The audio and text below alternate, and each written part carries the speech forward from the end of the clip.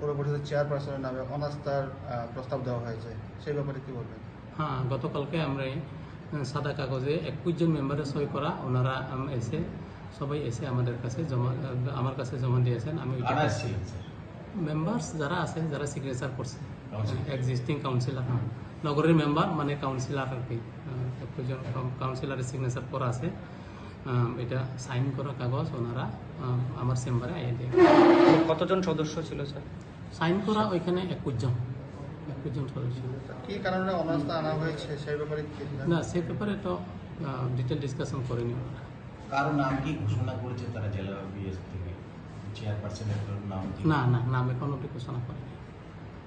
অনাস্থা কিসের জন্য এনেছে ওটা কোনো না, সেটা কি গ্রান্ট হয়েছে স্যার? গ্রান্ট তো অ্যাকচুয়ালি রিসিভিং অফিসার এখানে যেটা দেওয়া আছে যে either DM or director urban development department, তো এটা ফর্ম 2-তে দেওয়ার কথা।